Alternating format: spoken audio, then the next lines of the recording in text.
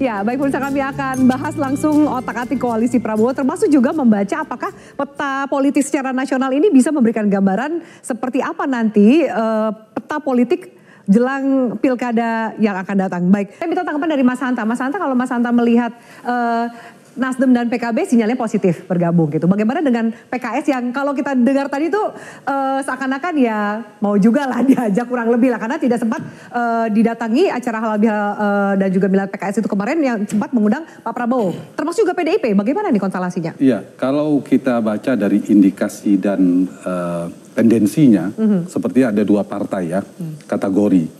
Jadi ada Nasdem dan PKB, kemudian ada PD Perjuangan dan PKS. Ya. Nah, kalau kita lihat dari pergerakan, komunikasi, lobby, dan negosiasi politik dari intensitas pertemuan tadi itu terkonfirmasi. Paling tinggi itu di Nasdem. Ya. Pertama sudah ada pertemuan Pak Jokowi dan Pak Surya Paloh. Pak Surya Paloh bertemu dengan Pak Prabowo, kemudian Pak Prabowo juga membalas mengunjungi Pak Surya Paloh mengunjungi Pak Prabowo. Ya. Dan itu paling tinggi. Jadi peluang terbesarnya ada di Partai Nasdem. Yang kedua ada PKB, karena Pak Prabowo Ketua Umum Gerindra juga sudah bertemu dengan Pak Muhaimin Iskandar. Ya. Nah, dari situ itu udah terlihat indikasi pertemuannya. Tinggal menurut saya ini soal tidak ada dukungan, apa kira-kira titik kesepakatan atau yang dibarterkan, kesepakatan tanda petik barter, tentu kompromi tidak ada dukungan, kompromi politik ya, karena kalau ada dukungan pasti ada kompensasi politik yang dimunculkan. Nah, sementara pertanyaan Afi tadi bagaimana PDIP dan PKS itu PDI Perjuangan paling jauh potensinya, hilal politiknya belum ada sama sekali. Belum kelihatan nih hilal politiknya. Keinginan Jokowi ingin bertemu dengan Ibu Mega itu tidak ada tanda-tandanya belum. Yang kedua,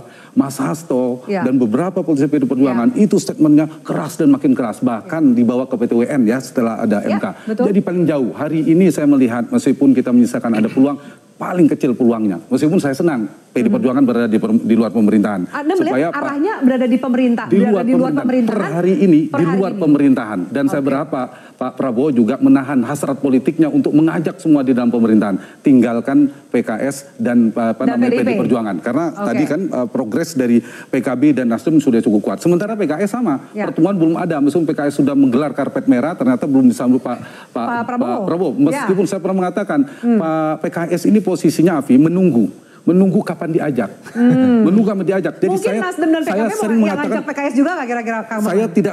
Saya tidak terlalu yakin PKS kuat menahan godaan kalau diajak dalam pemerintahan. Saya lebih percaya PKS tidak jadi masuk pemerintahan karena memang tidak diajak, bukan karena PKS menolak ajakan. Bukan menolak, tapi karena nggak diajak nih bro gitu. Kalau Mas Hanta, adakah kejutan yang lain dari peta politik nasional ini yang mungkin juga akhirnya bisa mempengaruhi peta politik di daerah? Saya per hari ini saya melihat belum ada. Kecuali PD Perjuangan tiba-tiba berubah. Kalau PKS gabung pemerintahan kan bukan kejutan. Tapi kalau PD Perjuangan masuk ke pemerintahan itu baru kejutan. Per hari ini saya konsisten pada hari quick count. Jadi bukan ramai-ramai analisa. Hari quick count pada Februari 2024 saya prediksi yang gabung pemerintahan satu urutannya Nasdem, kedua PKB di media ini, termasuk di Metro TV dan sebagainya. Saya ingat di April 2019 saya prediksi yang sama. Satu Partai Amanat Nasional, yang kedua Partai Gerindra. Marah beberapa politisi Gerindra tidak pernah, tapi kan realitas terjadi. Nah, saya berpegang, kita tunggu, tapi prediksi saya dua itu yang terjadi. Apalagi statement Pak Hasto, statement Mas Seno dan seterusnya, kita bisa melihat itu. Nah, Afi, jadi kebutuhan Pak Prabowo ini kan menyukseskan agenda pemerintahannya, menunaikan janji kampanye, jangan lupa itu. Dan per hari ini realitasnya yang di dalam parlemen, kalau kita bicara demokrasi presidensial, si presiden yang sedang menjabat, sedang berkuasa itu harus mendapatkan dukungan parlemen yang memadai, supaya proposal kebijakannya sukses, supaya dia menunaikan janji-janji kampanyenya. Per hari ini baru 48%. Kalau orang mengatakan yang kalah tetap di luar, yang di dalam, itu nggak bisa. Tidak bisa, tetap harus ada yang diajak. Ini sistem presiden nggak bisa. Realitas setanya DPR, bisa kan presiden lumpuh, deadlock, itu tidak bisa. Karena itulah Prabowo membutuhkan tambahan partai dalam parlemen. Tinggal memilih mana yang cocok dan tidak. Saya mengelompokkan dua hal tadi. PKB dan Nasdem itu partai yang satu, genetik politiknya, DNA politik memang di dalam pemerintahan. Statement Pak Maman, statement Nasdem, coba di tracking di media. Tidak sekeras yang dilakukan PKS dan PD Perjuangan termasuk Mas Seno barusan. Yang kedua, mereka memang memiliki hubungan yang dekat dengan Pak Jokowi dan Pak Prabowo, tidak ada masalah. Dua tokoh Surya Paloh dan Muhaimin Iskandar. Yang ketiga, mereka mereka memang sama-sama dalam pemerintahan. Sebaliknya, PD Perjuangan dan PKS itu DNA politik memang di luar pemerintahan. Dari mana indikasinya? Partai, segmen politisinya di tracking aja, keras sekali. Kalau mereka merubah pilihan, itu saya kira akan dicemooh oleh publik. Akan itu merugikan partai mereka sendiri. Merugikan partainya sendiri, saya ingin masuk ke situ. Yang kedua, mereka juga kalau dilihat punya pengalaman rekam jejak politik yang panjang luar pemerintahan. PD Perjuangan 10 tahun di era SBY, kemudian DKS hampir 10 tahun di era Jokowi. Kalau mereka melakukan justru mereka ngerugi, mereka akan mati gaya. Dan yang ketiga akan melawan konstituen partainya, terutama PKS. Itu akar rumput partainya, basis partainya, termasuk PD Perjuangan. Tadi kan Mas Seno mengatakan akar rumputnya sampai bawah menginginkan di luar pemerintahan. Tinggal statement saya tidak berubah, saya hanya percaya Ibu Megawati Soekarno Putri yang bisa menolak ajakan Pak Jokowi, Pak Prabowo. Di luar itu saya ragu bisa menolak. Dan itu terbukti.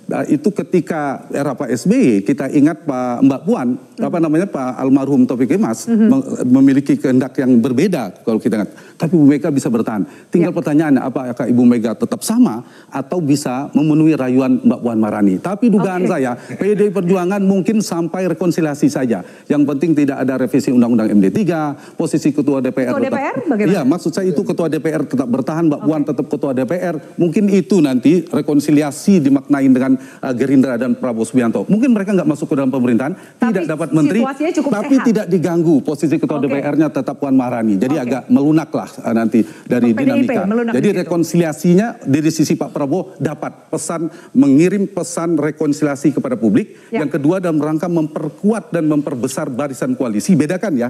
Kalau ke PD Perjuangan saya lebih percaya pada tujuan pertama, mengirim pesan persepsi rekonsiliasi saja. Mungkin PKS juga, tapi kepada Nasdem dan PKB serius ingin memperbesar, memperkuat koalisi. Yang ketiga terakhir, Pak Prabowo punya tujuan untuk menjaga dan mengendalikan keseimbangan bandul di internal koalisi. Itu pertanyaan tentang apa? PKS dan itu keseimbangan di internal itu harus dikelola karena datang yang baru, yang di dalam harus dijaga juga soliditasnya. Gitu ya. Oke, Mas Seno, Anda mau menanggapi statement yang cukup panjang tadi dari Mas Hanta mengenai kurang lebih ke depan ini PDIP akan seperti apa? Intinya saya dukung PD Perjuangan di luar pemerintahan. PKS juga supaya demokrasi kita kuat. Dua narsum politik yang mendukung PDIP untuk tetap berada di luar pemerintahan. Mas Hanta, terakhir dari Anda gitu, bahwa bagaimana dengan para pendukung 01, 02, 03 ketika kemudian elitisnya udah bergabung dan tidak bergabung, berpengaruh sejauh apa kepada pilkada nanti? Singkat saja. Ya, nanti akan berubah lagi. Variabelnya akan beda karena di pilkada nanti paling determinan pasti pemilihan langsung itu kandidat. Si kandidat itu faktor pertama.